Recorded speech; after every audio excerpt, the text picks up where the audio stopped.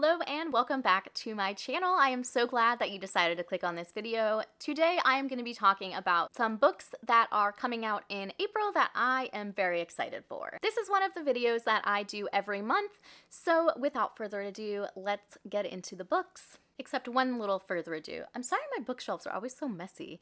I really need to organize them better so I can at least get like a better camera shot, but anyways, you probably don't care. So the first book that I am excited about is The Husbands by Holly Gramazio. This comes out on April 2nd, and I think this is just contemporary fiction with like a touch of magical realism. So this says, when Lauren returns home to her flat in London late one night, she is greeted at the door by her husband Michael. There's only one problem. She's not married. She's never seen this man before in her life, but according to her friends, her much improved decor, and the photos on her phone, they've been together for years. As Lauren tries to puzzle out how she could be married to someone she can't remember meeting, Michael goes to the attic to change a light bulb and abruptly disappears. In his place, a new man emerges, and a new, slightly altered life reforms around her. Realizing that her attic is creating an infinite supply of husbands, if swapping lives is as easy as changing a light bulb, how do you know you've taken the right path? When do you stop trying to do better and start actually living? So I think this sounds really interesting, pretty unique. I feel like I'm gonna like it a lot.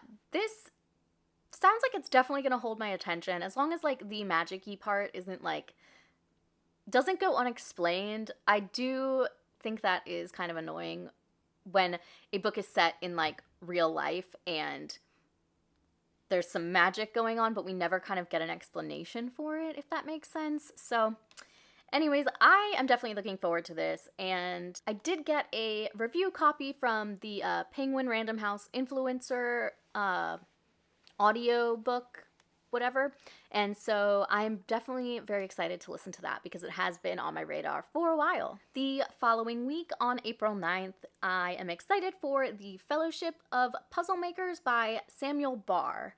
This is actually one that I do have an art copy of that, I don't know, I've kind of been like saving it even though there's no reason to do that. You ever like save a book because you're just like so excited that you don't want it to let you down? Because this sounds so cute, and I don't know. I probably should get to it soon because it's coming out soon, and also because I could use a little like just sweet chill in my life. So this says, Clayton Stumper might be 26 years old, but he dresses like your grandpa and drinks sherry like your aunt. Abandoned at birth on the steps of the Fellowship of Puzzle Makers, he was raised by a group of eccentric enigmatologists and now finds himself among the last survivors of a fading institution.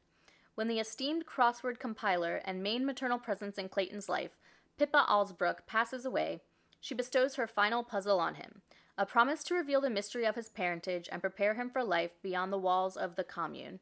As Clay begins to unpick the clues, he uncovers something even the Fellowship has never been able to solve. And it's a secret that has the potential to change everything.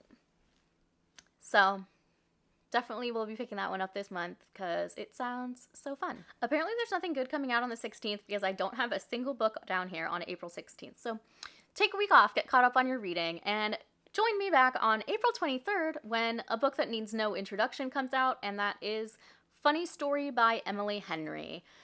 I have a funny relationship with Emily Henry. I have loved some of her books. I have hated another. I will only say that because it was just the one, but I loved Beach Read. I loved Book Lovers. I thought that Happy Place was one of the worst books that I read last year. It didn't quite make my top 10, but it was like number 11. So I'm hoping that I get a little more enjoyment out of reading Funny Story because I'm obviously going to read it. So this one says, Daphne always loved the way her fiancé Peter told their story. How they met on a blustery day, fell in love over an errant hat, and moved back to his lakeside hometown to begin their life together. He was really good at telling it, right up until the moment he realized that he was actually in love with his childhood best friend Petra. Which is how Daphne begins her new story, stranded in beautiful Waning Bay, Michigan, without friends or family but with a dream job as a children's librarian, and proposing to be roommates with the only person who could possibly understand her predicament, Petra's ex, Miles Nowak. Scruffy and chaotic with a penchant for taking solace in the sounds of heartbreak love ballads, Miles is exactly the opposite of practical buttoned-up Daphne, whose coworkers know so little about her they have a running bet that she's either FBI or in witness protection. The roommates mainly avoid one another until one day, while drowning their sorrows, they form a tenuous friendship and a plan. If said plan also involves posting deliberately misleading photos of their summer adventures together, well, who could blame them? But it's all just for show, of course, because there's no way Daphne would actually start her new chapter by falling in love with her ex-fiance's new fiance's ex, right? To me, that sounds way cuter than Happy Place, just on premise alone. It doesn't sound like, a hate to love, but it's like a stranger. I mean, I guess that's just meeting strangers to lovers.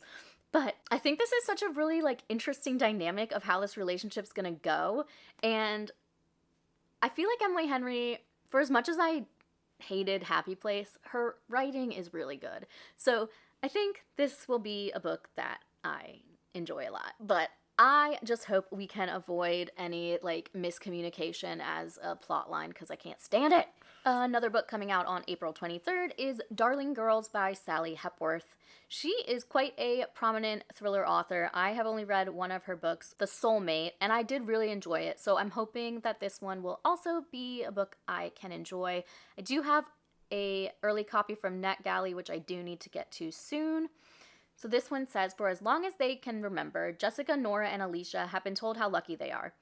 As young girls, they were rescued from family tragedies and raised by a loving foster mother, Miss Fairchild, on an idyllic farming estate, and given an elusive second chance at a happy family life.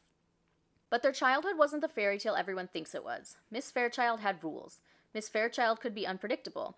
And Miss Fairchild was never, ever to be crossed.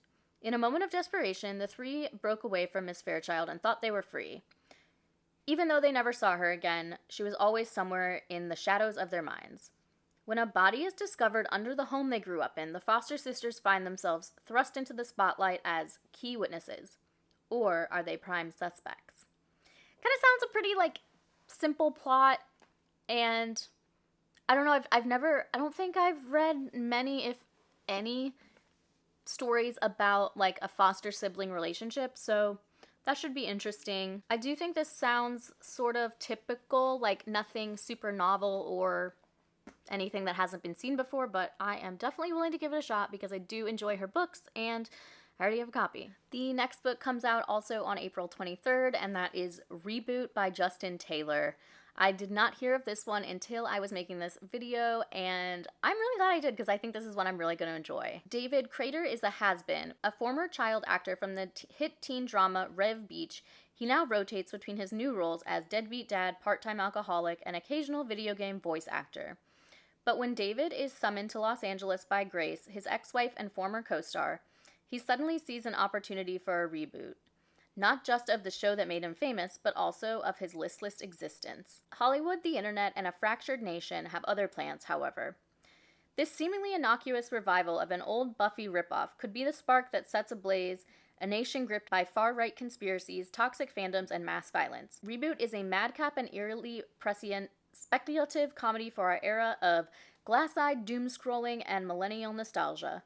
A tale of former teen heartthrobs, online edgelords, and fish-faced cryptids, perfect for anyone who still agonizes over Angel vs. Spike, lives in fear of the QAnon mom next door, and has run afoul of a rabid stan and lived to tell.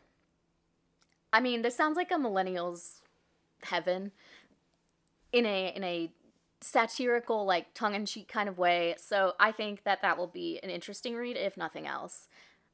I do have high hopes, but I think at least it will be something I haven't seen before. Alright, so another one that I only just found out about is called Real Americans by Rachel Kong, and it comes out on April 30th.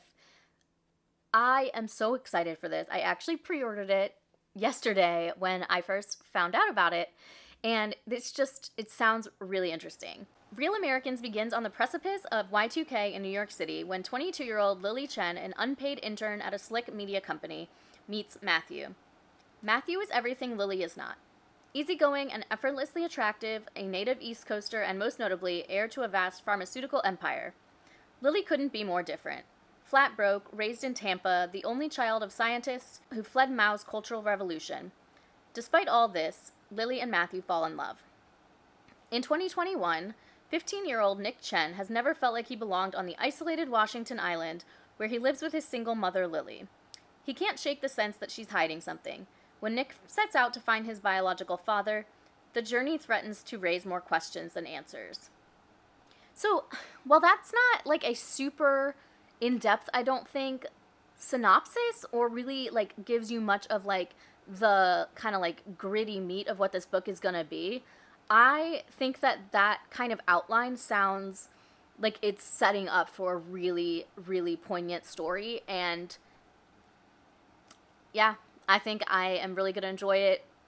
Between being kind of like in that weird Y2K phase, like, of the world, having like some really different cultural and like financial and just power imbalance between these two, finding out what happened in the middle of those things where they clearly broke up since he doesn't know who his dad is. Like, I just think there's going to be some really interesting conversations to be had, and I really am looking forward to that. Another book on April 30th is The Demon of Unrest by Erik Larson. This is nonfiction, and it is set around Abraham Lincoln during the time between his election to the presidency and the beginning of the Civil War.